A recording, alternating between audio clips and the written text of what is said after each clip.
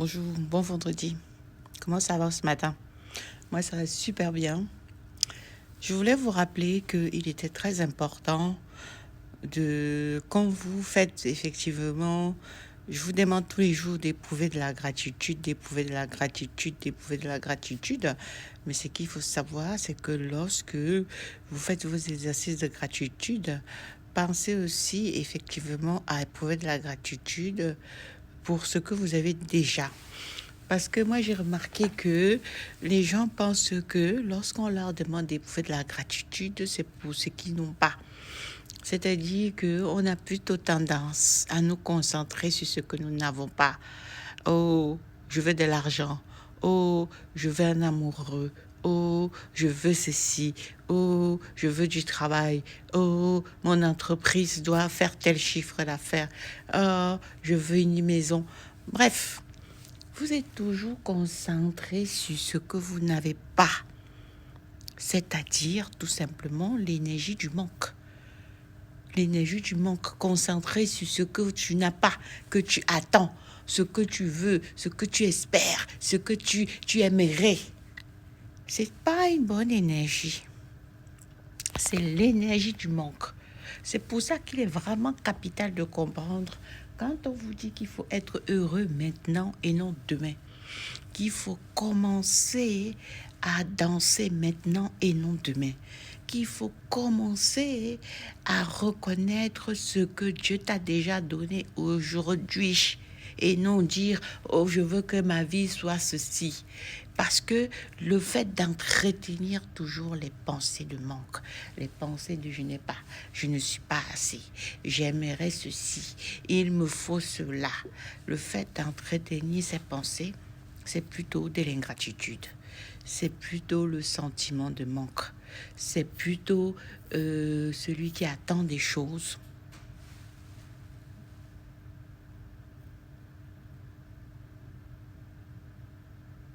Et effectivement, ce n'est pas la bonne méthode. Donc, la gratitude, c'est déjà être reconnaissant pour ce qu'on a. Reconnaître ce que nous avons déjà. D'accord?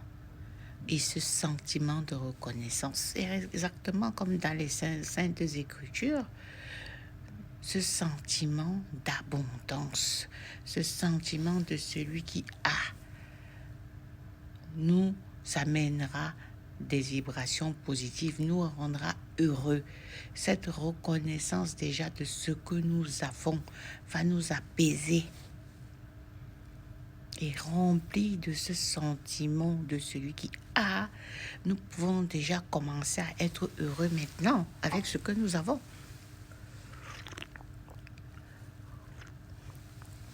C'est le matin, je prends mon petit déj avant de commencer. D'accord? Nous pouvons déjà être contents, être heureux avec ce que nous avons. C'est pour ça qu'il est très capital de comprendre en tant qu'entrepreneur, en tant que leader. Parce que qu'est-ce que c'est qu'un leader? Un leader, c'est un roi. Je vous ai déjà dit, je vous appelle des rois et reines car vous êtes des leaders. Vous êtes des rois et reines car vous avez accepté le rôle de leader, vous avez accepté de servir l'humanité avec vos dons et talents. Vous avez accepté d'être au service. Alors, vous êtes roi et reine. Vous avez ce titre de roi et reine. Et vous êtes roi et reine en devenir parce que vous aspirez à servir avec vos dons et talents. Vous êtes encore en train de rechercher votre vision et chercher votre mission de vie. Parce que pour être leader, il faut avoir effectivement une vision, il faut avoir une mission et être déjà dans sa mission. Être conscient qu'on a accepté d'utiliser ses pouvoirs pour mettre au service de ses semblables. À partir du moment où on a cette conscience, cette vision, on est déjà dans sa mission de vie, donc on est en plein dedans dans son leadership, donc dans sa royauté. Est-ce que nous sommes d'accord? Mais si aujourd'hui, vous n'avez pas encore accepté votre leadership, vous ne savez pas encore qui vous êtes, vous ne savez pas encore que vous avez un potentiel divin, vous ne savez pas encore que vous êtes capable ce que vous êtes capable de faire. Vous ne savez pas encore que vous êtes venu sur cette terre et qu'il n'y a que vous qui puissiez faire quelque chose que personne d'autre ne peut faire. Vous ne connaissez pas encore tous vos pouvoirs. Vous croyez que vous êtes qu'un simple humain sans pouvoir qui va être là à regarder les autres réussir, à regarder les autres et que vous êtes un spectateur. Vous n'êtes pas un spectateur. Vous êtes acteur. Acceptez votre rôle d'acteur et commencez à agir. La première des choses dans l'action, c'est de déterminer sa mission de vie. Dans l'action vers la royauté, c'est quelle est ma mission de vie? Quelle est ma mission? Quelle est ma vision du monde, de ce monde? Qu'est-ce que je veux laisser comme héritage? Vous devez être des faiseurs d'héritage, vous devez être des créateurs d'héritage, vous êtes des créateurs d'héritage logiquement. Donc si vous n'acceptez pas, quel que soit X, vous allez laisser un héritage à vos enfants. Vous allez laisser un héritage à votre génération. Comment serait cet héritage? À vous de déterminer comment il sera. D'accord les amis? Voilà mes lois et reines, la suite de notre vidéo matinale, de notre minute spirituelle matinale. Aujourd'hui, vous savez ce que c'est qu'un leader, vous savez ce que c'est qu'un roi ou une reine. Aujourd'hui, vous savez que vous êtes né, vous êtes doté d'un talent, d'un don divin de votre naissance.